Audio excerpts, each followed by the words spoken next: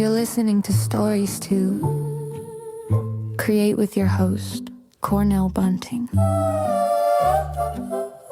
Author, motivational speaker, and founder of ES Each Episode. Cornell sits down with inspiring voices to uncover the stories that shape who we are and who we're becoming. Get ready to listen, learn, and be inspired. The show starts now.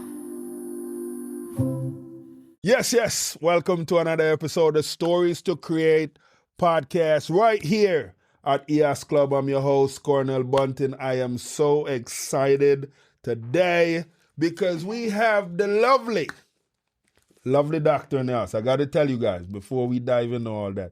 I was so impressed with her, how knowledgeable she is. I'm like, yo, we got to sit down. We got to vibe. So you guys are in for a treat, and I want to make sure I am saying her name correctly. Is Zanetta Lamar. You got it. Zanetta Lamar, the one and only. I did that. So welcome to the show. Thank you for having me. I'm so happy to be here. Oh my goodness. So one of the things we do with our guests, we treat them. We take them on a light little journey. Sure.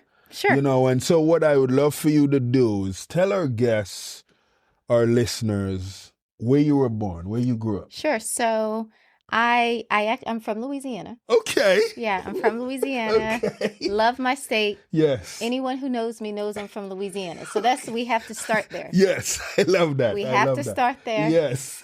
And actually, my dad was in the military. Okay. Yeah, he was in the Army. Okay. And so he got out of the Army. We stayed kind of in the Army town for a while. Okay. And then when I was still lower elementary school, we moved to northern Louisiana. And so I'm from northeast Louisiana. Okay.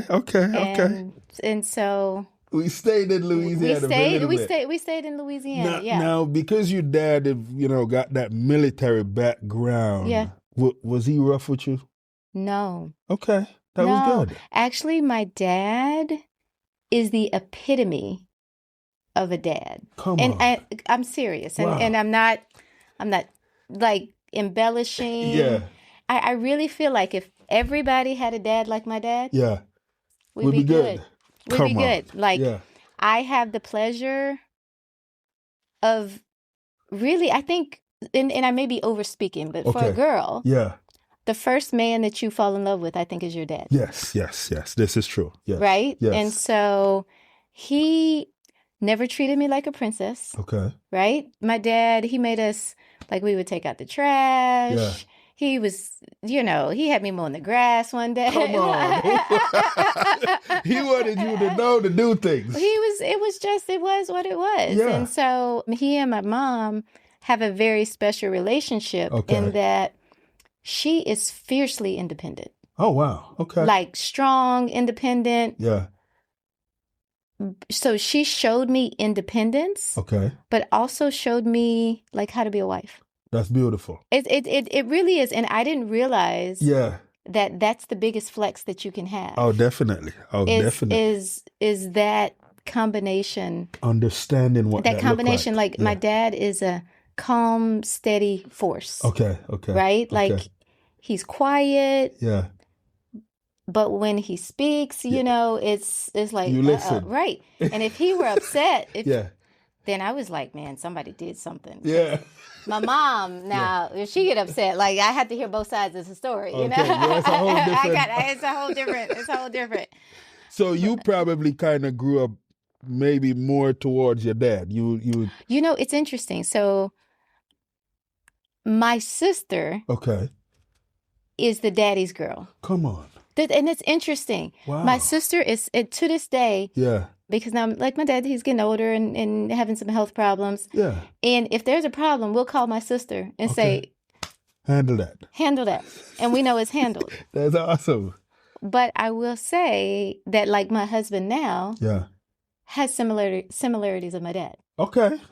So that's beautiful. Right? Yeah.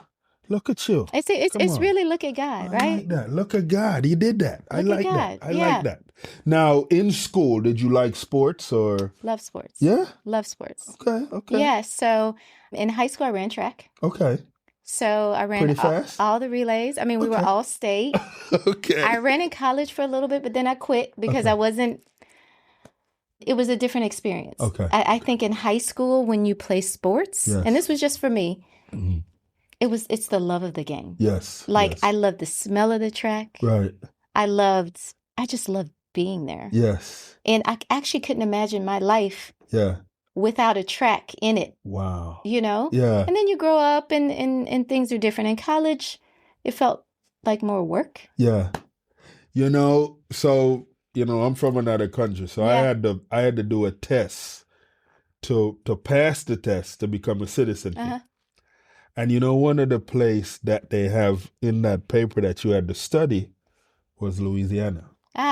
Because America had to buy Louisiana. Yep, the Louisiana Purchase. Yes. You got it. Oh my goodness. So, but that was one of my questions. Even though they gave us 100 questions, that was one of my questions that I needed to know. Yeah, there you go. That was so dope. But for you, was there still a lot of French people there, in your early years, or?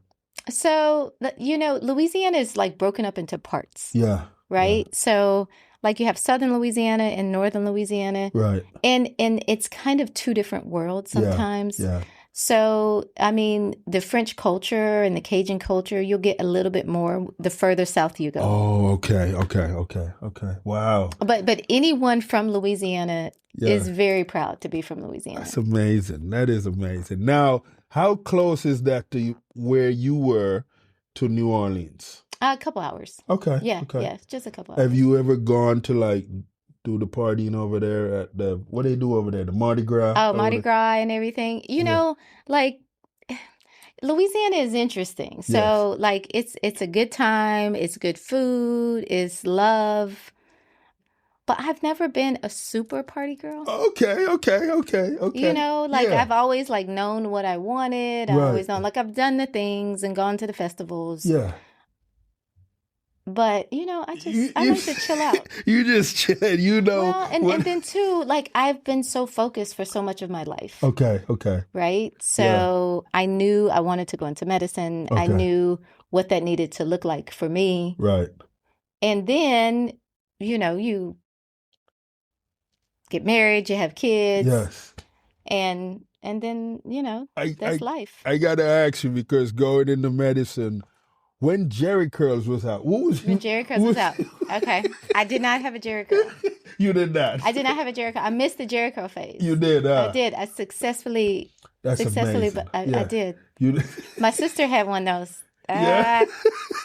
But I did not. Yeah. I missed it. So I missed the phase. She was like, sis, you should get in on this Jerry Curls. Yeah, I was like, oof. No. It was a problem. Too much sprayed. It was a lot. The activator. The activator was a situation. The activator. You have to know about the activator. Oh, that's amazing. Now, wanting to go into the medicine world, understanding that you got to put in a lot of years. Right. That didn't scare you? No, I've always wanted to be a doctor. Okay. So since I was 3. Wow. Maybe 4. Yeah. But still, it's I've always known that I wanted to be a doctor. That is so amazing.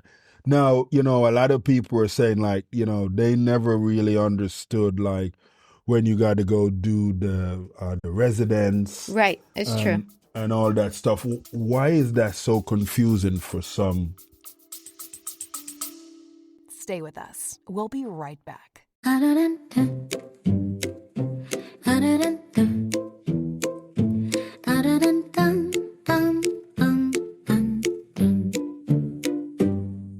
Every young person carries a story of hope, of struggle, of dreams waiting to rise. But in too many underserved communities, those stories go unheard.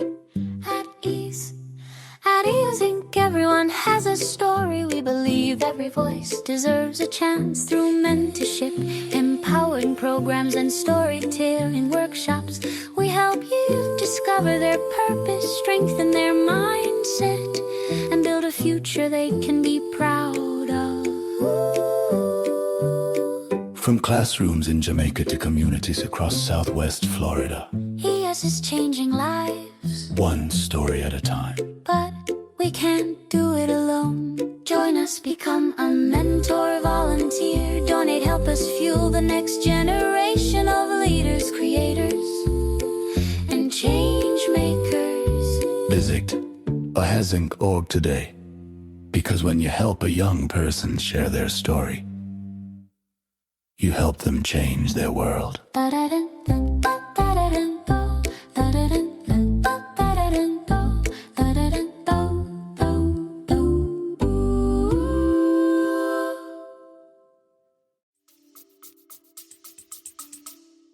Well, I think a lot of people don't understand American healthcare. Right.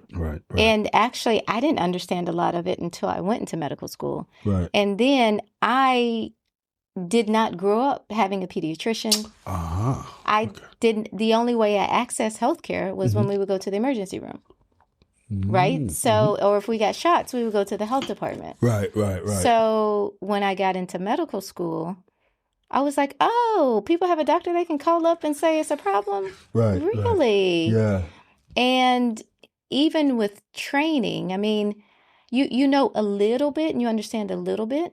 I think my kids understand so much more because they know, like, okay, this is the path. Right. But I didn't have anyone to show me that path or tell me that path. Yeah. I knew how many years it was, but I didn't understand everything that it entailed. I see. Wow. Yeah, I know my cousin became a brain surgeon and she had to do, I think, 14 years. Yeah.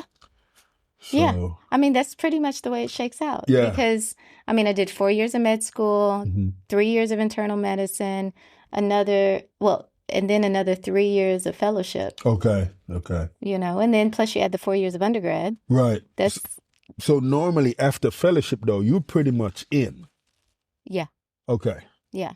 Now, when is it a time when a doctor would say, you know what, I'm comfortably going and doing my own practice now? You know, there aren't many people who are solo practitioners. Right. People are changing and people are being more creative. But when I was coming through medicine, you were always told that you can't. You know, like, you know, you had to join a practice or you had to join a big group. Yeah. And I did. When I finished my training, I was in academics. I was a researcher. I used to write grants. I was in, you know, I would do all of that. And I did that for 6 years. Okay.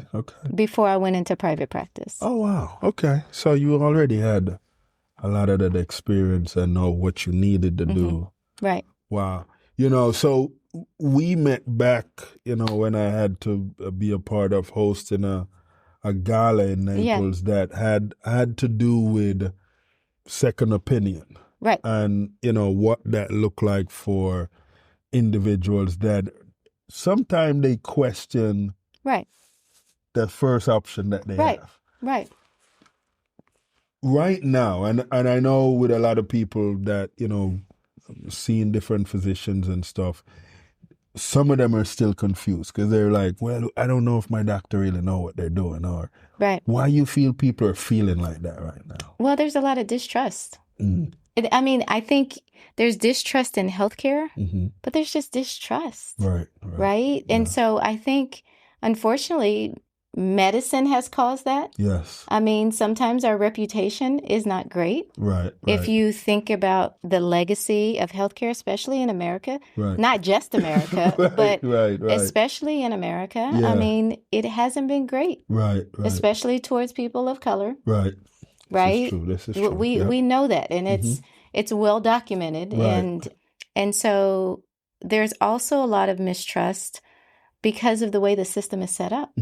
And so from a patient standpoint, you know, you may not have as much time with your doctor as you want. The cost of healthcare is insane. Right. And so, you know, from a patient perspective, it's like, look, I am paying for something that is not giving me the value that I want it to have.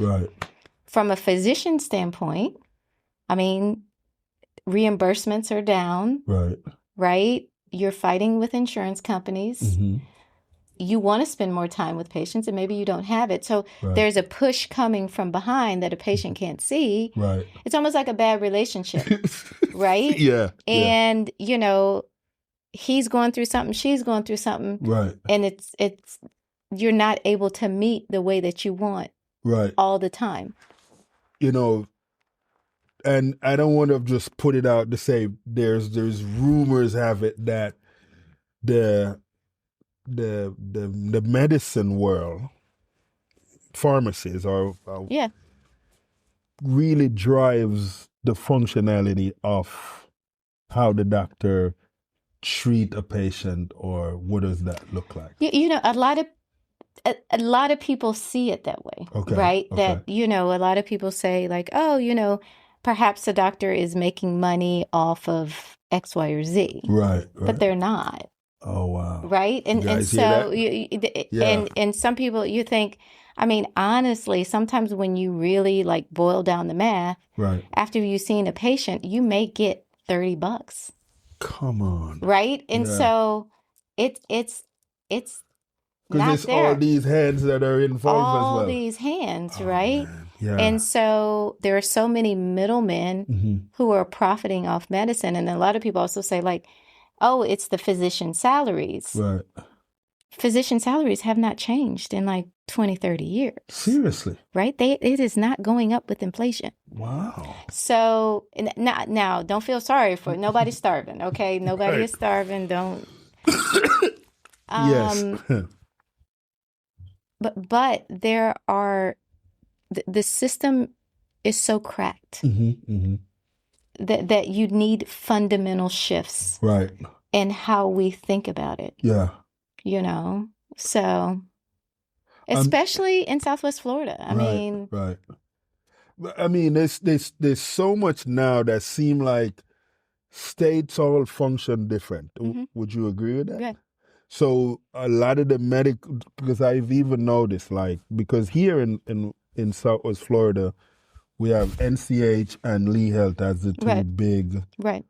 I mean, do they work together, like communicate? They do communicate, and you know, the physicians within the practices communicate, but they're still separate institutions. Okay. Right. So it has to function underneath whatever that underneath the is. umbrella that they're under. Yeah. I get that. Okay. I get that. Now, with a lot of people that are still wrestling with natural herbal stuff over medicine, and, you know, maybe, I don't know how much you can speak on that, but what would you say to them? Oh, sure. So I've never had problems giving my opinion, right? Okay, yeah. And I am not an anti-natural person. Okay. Right?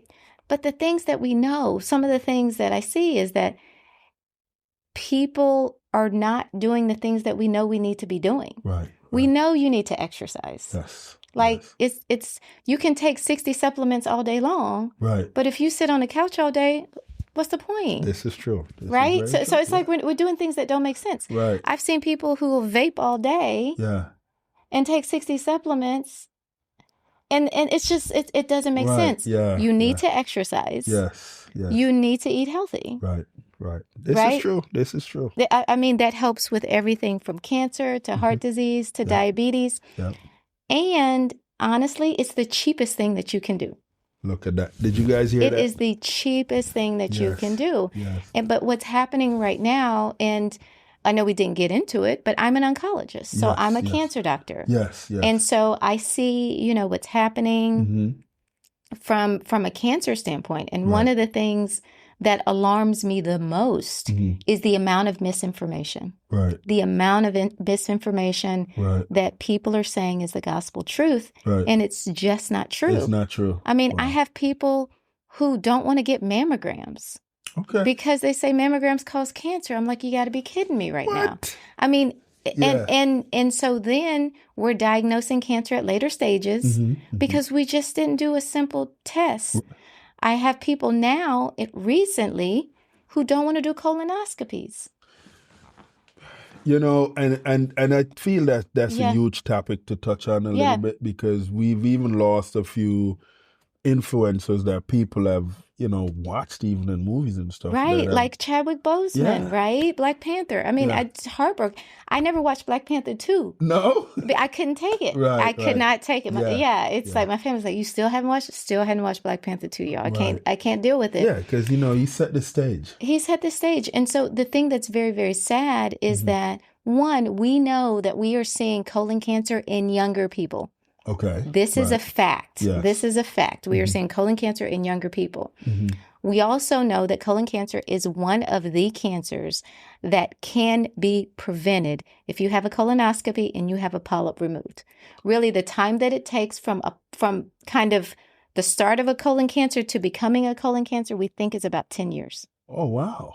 So it does take a while. It takes a while. So this is something we can literally, this is the one cancer we can literally prevent. Okay. So it's literally a pileup in the body that needs to be removed. It needs to be removed. And then you can catch it before it even becomes a cancer. Okay. One of the things that needs to change from a policy standpoint is because we're seeing it younger, should we think about, getting those colonoscopies younger? I will say you should get a colonoscopy at age 45. Yes. Particularly if you are Black. Yes. 45. We're not waiting until 50. We're doing it at 45. I'm doing mine this year. You're right. Because, with what I'm saying, it's heartbreaking. Yeah. It's heartbreaking. And a lot of people ask me why. And I have a lot of theories. Yeah. But at the end of the day, it's a problem right now. Wow. Yeah. It's a problem. While I'm on that, prostates, my men. Yes. I need you to get your PSA at age 40. Okay. PSA at age 40. Okay. Okay? That's just, you got to do it. We're not doing the finger test anymore. Okay. Okay? It's just a blood test. Okay. So the finger test, was that the one where Not doing that no more. We're not doing that no more. So we're just doing a blood test. Good. We're good. I know a lot of guys didn't want. That's what I'm saying. They didn't want to go. They didn't want to get it. They were concerned. This is true. Right? Yeah. The doctor put on the gloves and they're like, whoa, I'm not. Yeah. Hey, wait, doc. We're good. Get your blood test. Yeah. Wow. You guys are welcome. You're welcome. Yes. I have to say, because I feel like women check themselves more than the guys. Is that fair to say? Generally. I do. And you know what? I don't want to hate on my guys because you know what? I have some guys, they are doing their thing. Okay. They're doing their thing. So I don't want to beat them up. Okay. Okay. But women. Guys, we got to do better. Got to do better. We got to do better. Got to do better. Oh my goodness. Now, with so many different things that have been now sold in the stores, and of course we know the USDA approved clone meat and all these things. Right. Some people are saying they can't necessarily avoid some of what is happening. No, it's true. Yeah, it's true. It's true because there are food deserts. The cost of food is unbelievable. I mean, you go in the grocery store, you get 3 items, and it's like $50. Yeah, that's a big deal. Yeah. And it also is true that sometimes the healthier foods may cost a little bit more expensive, right? Yeah. And that's when really we have to think about our priorities, right? From a governmental standpoint, we have to do better with foods. Right. It's just unacceptable what's happening with the foods right now. Right. I do think there's a bit more of a push for that. And I think people are trying to do better. Right. They really are. Yes. They really are trying to do better. But sometimes it's a matter of you got to pull out those beans. Let me ask you, for people that don't like fruits or vegetable. No, there is no, I don't like fruits and vegetables. It is, my body is a temple. Yes. Right? And I am going to treat my body as the temple that God made it. Yes. And so there has to be something that you will tolerate because you cannot sustain yourself without any fruits and vegetables. Come on. You know what I'm saying? You don't like grapes? You telling me you don't like apples either? Yeah, I know, right? You don't like kiwi? Yeah. Mango? Right. Come on. Come on. I tried this new orange. Actually, a patient brought it for me. Yeah. I can't even say. I don't even know what it was. It was like a big orange. It almost looked like a grapefruit. I never had it before. I just had it. It's amazing. Oh my gosh. Yes. I was like, had what it is the other day. this? Yeah. I cut it up the wrong way because I was like, oh, this thing is big. But it was good. It was good. And you know what? It didn't have an overpowering taste. Right. But you felt good with it, right? Yeah. Now, for people that want to choose, and they say, okay, pineapple, watermelon. Which one would you tell them to choose over the other? Both. You can't choose. Come on. How you gonna choose between a pineapple and a watermelon? Who does that? Who does that? That's an unacceptable choice. You guys hear that? I can agree with that. Now, for you, when you get up in the morning, you have a busy day ahead of you. Right. What is the music that gets you fired up? Oh, that's a good question. Okay, so here's another thing that you have to know about me. Yes. Okay, I didn't put this all out there. Growing up, we could only listen to certain music. Ah, okay. Right? Okay, so even though my dad wasn't a drill sergeant in other ways, he was in terms of what we watched and what we saw and what we listened to. Okay. Right? Yeah. Because it was like everything that it was like garbage in, garbage out. Right. And so from that foundation, the most recent CD that I've been listening to this week, there's this guy, Trip Lee. Trip Lee, okay, yeah. Yeah, like he's a pastor, but he's also a rapper. Yeah. And he came out with this new album. Okay. It's called For Your Glory or something. Okay, yeah. I think I heard the feature song on it or something. Yeah. That's what I've been listening to this week. Okay. But in terms of what gets me going, okay, but I do have a ritual. It's not necessarily music. Okay. But I talk to my mom every day on the way to work. Come on. Every single morning. Wow. She calls me between 7 and 7:05. Every single morning. Wow. And today she called me like 3 times because it was 7:08. And I'm like, look, I'm trying to get in the car. Yeah. So, but every morning. Big ups, Mom. Love that. Mom voice is motivated. I love that. Every morning. Wow. Yep. That is amazing. So there's 2 gospel concerts happening, right? Okay. We got Kirk Franklin over here. Okay. We got... I was going to go with Shirley Caesar, but I'm going to do a little better. Caesar. We're going to do a little better. You can do better than that. You can do better. We ain't going, okay? we gotta put Kirk Franklin over here, and we're going to put Danny McFarlane over here. Who we going with? Kirk. I'll go with Kirk on that one. You go with Kirk on that one? Yeah. Okay, I like that. Yeah. I like that. Yeah, I go with Kirk on that one. Wow, that's beautiful right there. Now, I know you... But, if you had to choose between... If we're going back in that era, because you're going back in the era. Right. If you had to do Kirk Franklin versus... You remember that old group called Commission? Oh, Commission. With Fred Hammond and all that? Fred Hammond, okay. I'd be over there. You know what I'm saying? Yeah, okay. I could see that. I could see that. Yeah. I could see that. So you've listened to a few CeCe Winans and BB. Okay. I like that. But even I like CeCe. Yeah. I mean, she's cool. She's consistent. Okay. So with that being said, you tap into the country a little bit as well. Mm-hmm. Okay. So a little bit of Dolly, a little bit of Kenny. Let me see. You remember like Gretchen Wilson and all that? Like that's going back. Still got Kenny Rogers in the mix there somewhere. I don't know if he's all the way in the mix. No.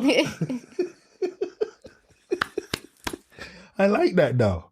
So your parents was solid when it comes to that type of... They were solid. I mean, but if we're still going, Lauryn Hill, Jill Scott. Ooh, do you know what I'm saying? I'm like kind of smooth. Okay. Mercy Gray as well. Mm-hmm. Okay. Yeah. Right. So I don't, I like that. Not too much, because still when stuff is like it has too much in it. Yes. I feel nervous. Like it doesn't. Yeah. It just doesn't. I can't. Yeah. Like what's happening? I can't put too much of it into my soul. I like that you say that, because my son the other day was trying to ask me why I don't like when they're playing certain rap music in the house. Yeah.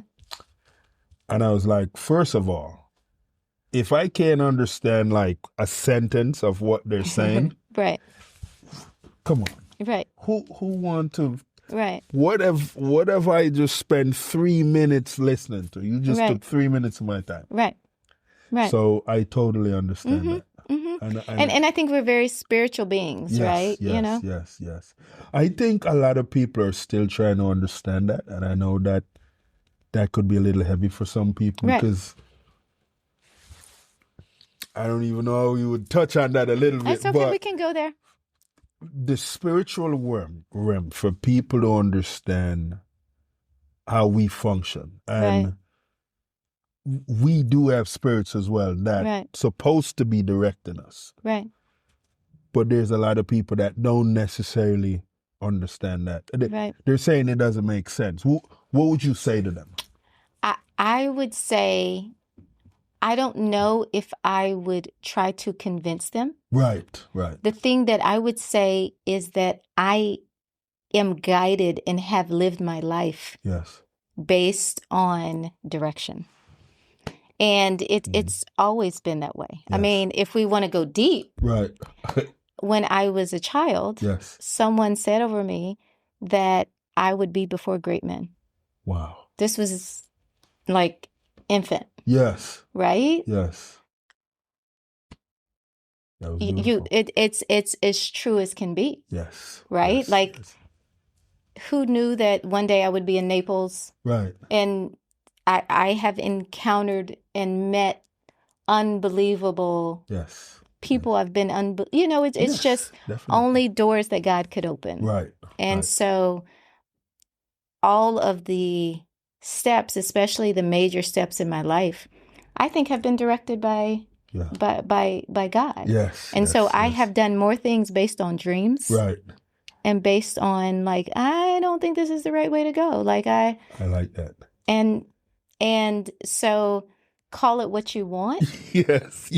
And I've made decisions that people are like, why are you doing this? Why did you walk away from this? And I'm like, if it's not for me, it's not for me. No, it's not for me. Compromise yourself. And that's why I am not concerned about anybody else. Yes. Because what God has for me, that's me. That's for you. Yes. What God has for you is for you. My path is not, I want to see you win. Yes. I want to see you prosper. Yes. I want to see your family good. I want to see your kids good. Mm-hmm. Because, how beautiful is that? That is so beautiful. That is so amazing too. And I have to tell you, because you move with a presence that we need to see you. You pull up and we're like, okay, who is she? Yeah, I like that. Thank so you. You can tell that, you have that presence with you that is directing you and protecting you and all that. Right. Honestly, I can only say that comes from a relationship with God. That's beautiful. That's if there is any question of where that comes from. And sometimes I've had people say oh, I'm worried about this person. I'm worried about this. I'm worried about. Why?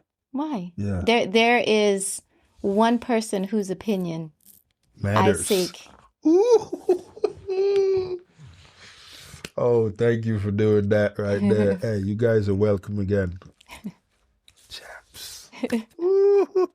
That's beautiful. One of the things I've been hearing, lately is that how much Naples is a bubble and they try to keep people out. What would you say on that? Oh, that's a good question. So Naples is the most interesting place I've ever been. Again, I'm from Louisiana. Yes. And in Louisiana, you can be rich, poor, black, white, and eat in the same places. Definitely. Right? Mm-hmm. You can have a pickup truck. And honestly, a lot of people drive trucks. Yeah, so you don't know who has what. Right. Right? Because everybody has a truck. Mm-hmm. Everybody's going to eat at the same place. You could be a millionaire or you could be hand to mouth. This is true. And you don't know. Yeah. And so Naples is very, very interesting. So I have never been in a place that has had so much in terms of resources. Right. Yeah. There are Naples is beautiful, right? Oh, definitely. There's incredible wealth. Yes. And nothing like I've ever seen. Right. Yeah. And each day you're like, wow, Yeah. I didn't know people like move like that. Oh yeah. But what I've learned from it is that it's definitely not everything. I told someone the other day that Naples is the richest, poorest place I've ever been. Ooh. Now there's a word I don't know if I've ever. Right, and it's rich in resources. Mm-hmm. It's rich in, I mean, anything. Yes. Right. Yes. Move mountains, move laws, move anything.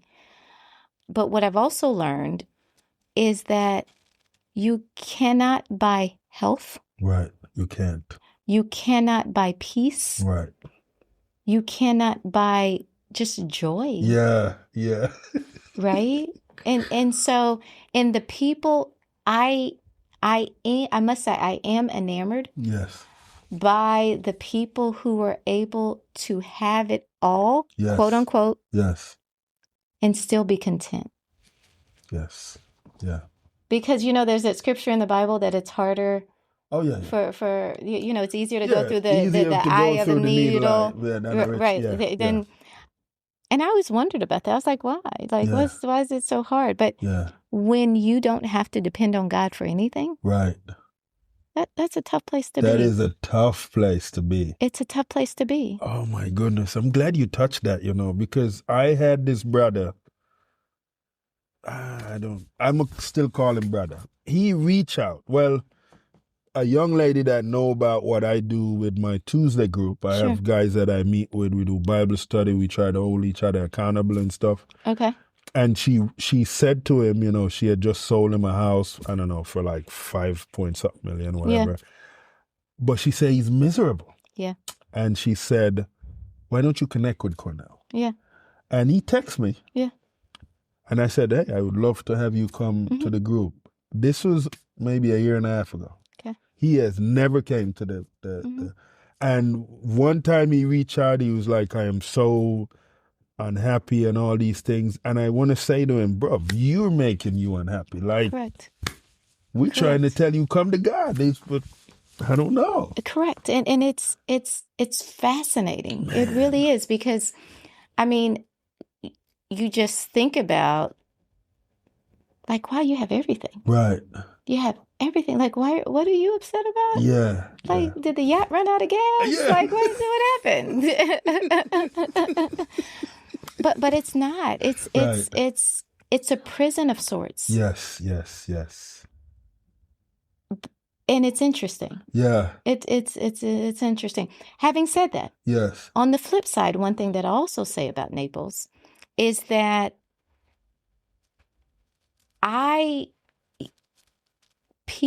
if one of the things that I was concerned about, because there aren't many Black people in Naples. No. And so when I first moved, I mean, there was a little bit of people who was like, I don't want her as my physician. I don't want. Right. Yeah, that was a little bit at the beginning. Yeah. But I mean, now my people rock with me. Oh, yeah. Like, we are good. Right. Like my patients, the community. Right. We roll. Like, I really can't say anything, like y'all rock with me, Naples. Yeah. I love my it. patients, I love it. Like, I see them all around town, and it's love. It's beautiful. Of course, it's not 100%. There's some people that are like, you still got a few, but and I see that.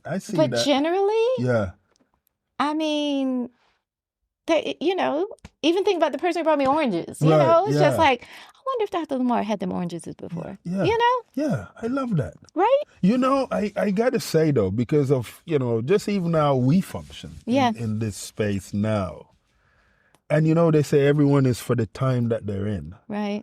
But then you look back on, like in the early 40s and in the 50s and the challenges that, our color went through. Right. How would we function there? Like, even with the headspace that we have, like, like questioning a lot of these things that they really made these guys believe, and they ran with that. Right. They become a product of whatever that environment is, and you're like, that doesn't even make sense. How did you guys even manage to be functioning for so long? At no point, no one light bulb went off, and what do you mean? it's trying to understand, like, because maybe we were so accepted with a lot of the treatments that have happened, and like us okay with the treatments that we were getting and not being acceptable in. Sure. So we were in Louisiana February, 2 months ago. Okay. We went back, and my kids are there, and my great grandfather. Okay. I remember he lived in this house, and every time you walk in the house, it would shake a little bit. Yeah. Right? Okay. It's like a board house. It was like a board house, and it had like the cylinder blocks holding it up. Okay. And the front yard was a cotton field.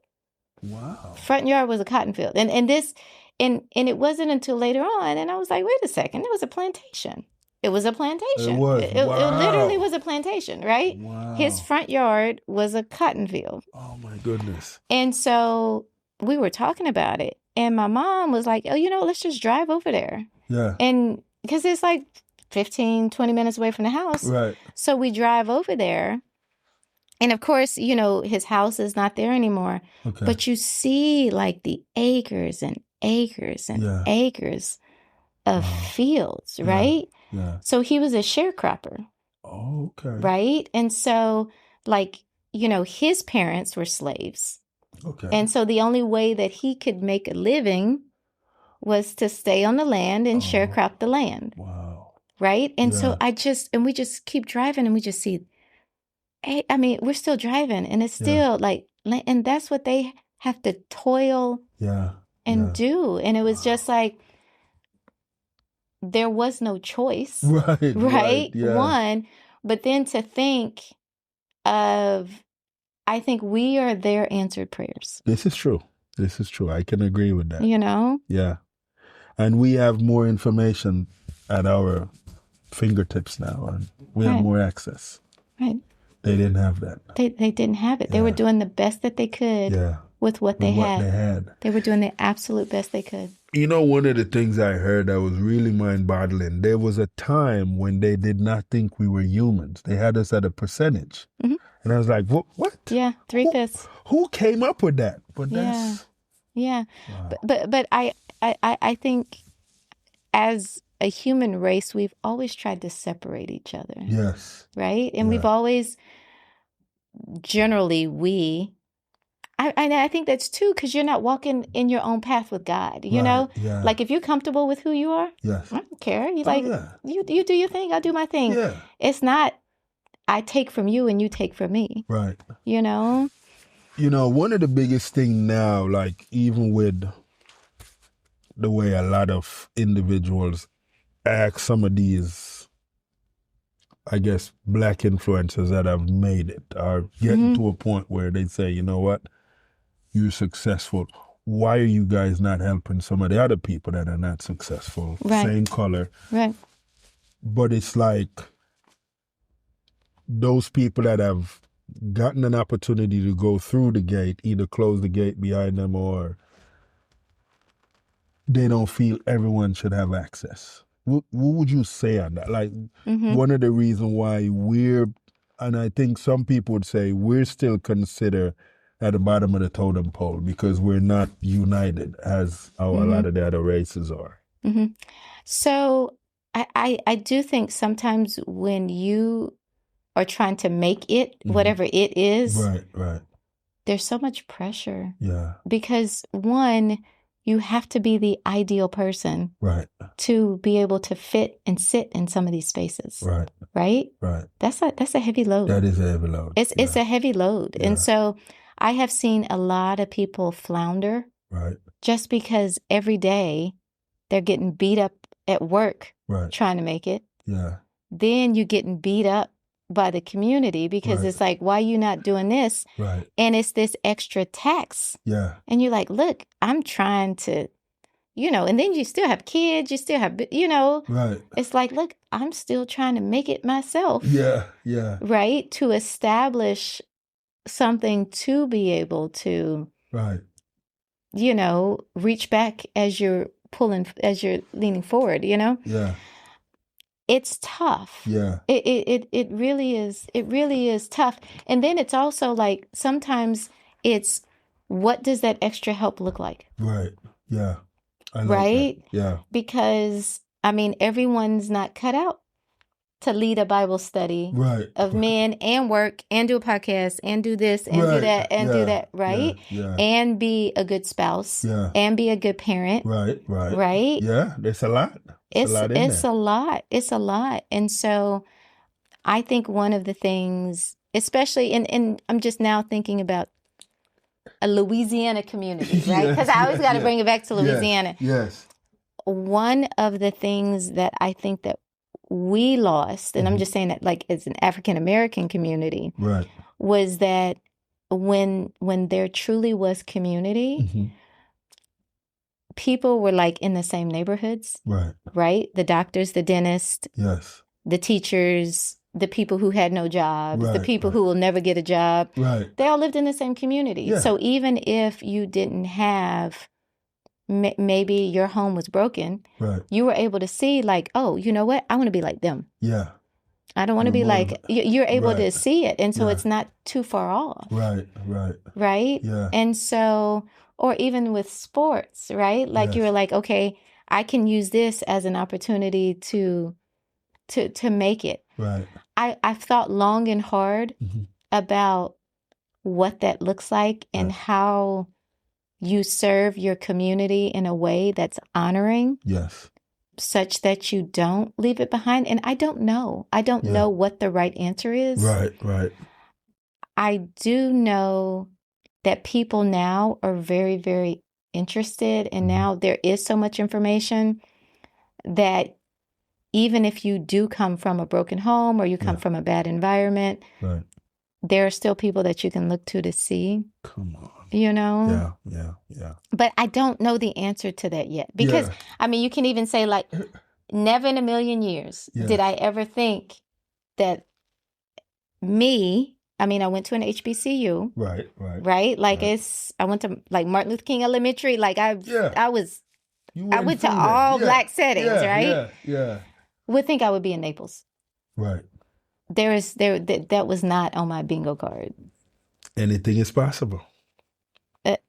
And you know, I don't know how. Right. So I'm like, God, how I end up here? God did that. He put me there, and so you just walk where you're supposed to be. You're supposed to be. I like the way you answer. Just the way you put it out there, and you guys are welcome for that. Hope you guys have been paying attention to the details because it's beautiful. And for us, I know we still have a lot of struggles in different areas, but for single moms that are watching you right now, single moms have so many questions. Because and they're our backbone. This is true. They are backbone. But one of the things that's been standing out lately, they're not blaming themselves for anything. Mm-hmm. And I know that is kind of like big. I'm not trying to open no can of worm over Can here, of worms guys. was opened. Keep going. It was open. You opened it. So, because sometime, and this we've seen, where if a woman is broken from a relationship, she never really fully heals before she goes into another relationship. Right. I think if a person is broken from a relationship, because what's happening, and I think this happens with men, women, whatever. Yes. I know it's cliche now, but hurt people hurt people. People hurt people. And true. So I think women carry the load of that hurt. Right. Men mask the hurt. Yeah. And it comes out in different ways. But they're still hurt. Yeah. Like men get just as hurt. They get just as brokenhearted from right. This is true. Y'all might not sit and cry. All right. Yeah. But your heart broke. Oh yeah. Okay. Fully. Right. Fully or have the regrets that, man, maybe I let that person go. Right. Who was the right person, right? Yeah. And so I think for single people. Yeah. That's why I think you got to know who you are and whose you are. It really does. I know I keep bringing it back. Yes. But that's big though. It's big, It is who you are and whose you are. Yeah. And because I had the privilege, I told you my biggest flex were my parents. Yes. We didn't have a lot, but because of that, I was able to avoid lots of things. And I was always of the opinion, I didn't even date people who weren't on my standard to marry. Come on. Because for what? It was wasting my time, and I would be wasting your time. Oh, that is so important, right? You got to say that again. I wouldn't date people that weren't marriage material. Yes. And honestly, everyone who I've ever, I mean, they're doing good. They're members of society. They're doing their thing. Yeah. Like, they may not have been for me, but good people. Come on, man. Wow. I got to bring you back on the show. We can talk. Now, I love talking relationships. And let me tell you why. Because, so one thing that I have always known, I have always known, I knew that I wanted to be a wife, a doctor, and a mother in that order. From an early age. I've always known that. And I've been okay with that. Some people don't want to. Right. And that's okay, because there's a lot of people, they honestly don't want to be married. Right. They really don't want to have kids. Like, they just don't want that. Yeah. And that's cool. Yes. But this is what I've wanted. Right. This is what I've wanted. So if I knew that I wanted these things, why am I messing that up? Right. And the crazy thing, the people that choose to not want that, they then get jealous of what you got going on and mad. Right. And that don't bother me, because don't bother you. It's like, never bothered me a bit. This is good. I love that about you. And for individuals that are saying, well, how does she manage the home front, work, all these things you do? Yeah. And in my head, I kind of know some of what you're going to say, but I want you to tell. Oh, really? Do you know? Because I don't know what I'm about to say. That's funny. I'm not going to say that it's easy, but you just do it. Right? Yeah. And when my kids were very little, like, they're kind of early, a tween and a teenager. That's what I have right now, boy and a girl. Yeah. And when they were younger, it actually helped that the hospital where I worked had a daycare associated with it. Beautiful. Honestly, that was my saving grace, because the daycare never closed. It never closed. The hours were late. Yes. And my husband and I just worked it out. Now, the thing that really helped, because I've never had a nanny. Right. My husband and I always, it's weird, but like, sometimes we would lead at different times. Okay. And it was kind of like an unspoken. Okay. It was an unspoken thing. There were some times when I was like, oh, you know what? He doing his thing right now. Yeah. So it's going to be up to me. Yeah. I know if the kids have a fever, it's on me. Yeah. And then there were times when I was, especially like recently, I'm building up a new practice. I started a new practice. Yeah. And I had all kinds of meetings, and it was just like an extra full-time job. Right. He was like, he handled it. It was just like, he would give me a rundown of what was going on. So there was never any jealousy when, like, I like that. Do you know what I'm saying? Yeah, it's like, it's your turn to shine. Yeah, I love that. And I'm going to sit down for a little bit. Yeah. And you do your thing. Yeah. And now, the kids are pretty self-sufficient. Yeah. But also, I also believe that kids should fit into your life. Yes. And not the other way around. This is true. This is very true. Right? I see some people running around like, oh, it's their nap time, or it's that. Yeah. Look, you got to go somewhere, you take them with you, and they got to figure it out. I got to say, and this is why I said, like, I feel like I know some of what you're going to say. I'm glad you involved your husband there, because I was like, if you don't put your husband in there somewhere, then I'm like, okay, well, I'm off a little bit for now. But I figured with the type of person you choose. No, he does his thing. Like, That's beautiful. I mean, at one point, he was homeschooling the kids. Like, he is. Come on. Man, y'all not ready. Respect, bro. Yeah, not ready. Oh, no, he is. He's a rock. I love that. And we got to meet. I got to meet him at some point. You got to meet the other Dr. Lamar. I got to meet him at some point. Yeah. We met in medical school. Yes. In medical school? That's what I told you. Come on. Yeah, we met in medical school. Yeah. I mean, that's what I'm talking about. I didn't think I was going to marry a doctor, though. Lord have mercy. But look at you. You did but that. You know what? It was where it was supposed to be. Yeah, it's supposed to be that, right? Yeah. Yeah, and you did that. I got to tell you, I am really blown away by this show today. Just there's still so many stuff that we haven't even tapped in. I know. We're because we're in the closing phase right now. Oh, look at that. We just got started. We really did. We haven't even. So definitely got to bring you back on the show. And I'm just going to be like, when you're available again. Yeah, you may need to bring the other half. Yes, I would love that. Tell him, please tell him, listen, come hang out. Listen, guys, I know I've shortchanged you guys a little bit, but listen, I'm bringing her back, and her husband will be back with her. But for anyone right now that want to, let's say they wanted to know if you're taking new patients, is that possible? Oh, absolutely. So I am a blood doctor and a cancer doctor. Mm-hmm. I'm located in Naples on Goodlip Frank Road. The name of our practice is Florida Oncology and Hematology. Mm-hmm. And if I can be helpful, I'm happy to see you. Wow. You guys heard it. Plug in. This is beautiful. Thank you so much. Happy to be here. Oh my goodness. You were amazing. Listen, guys, until our next episode where we have another decorative guest right here at the Yes Club. Thank you. Thanks for tuning in and downloading this episode of Stories to Create.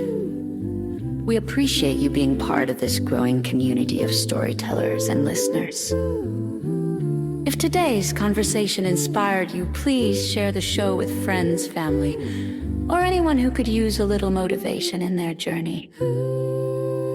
A special thank you to our sponsors, EHAS Organization, Cornell Bunting LLC, and Nostril Cheese Chase for supporting the mission and making this podcast possible. To learn more about our work, upcoming projects, and how you can get involved, be sure to visit www.hissinggorge and www.cornellbunting.com. Until next time, keep creating, keep growing, and remember, your story has power.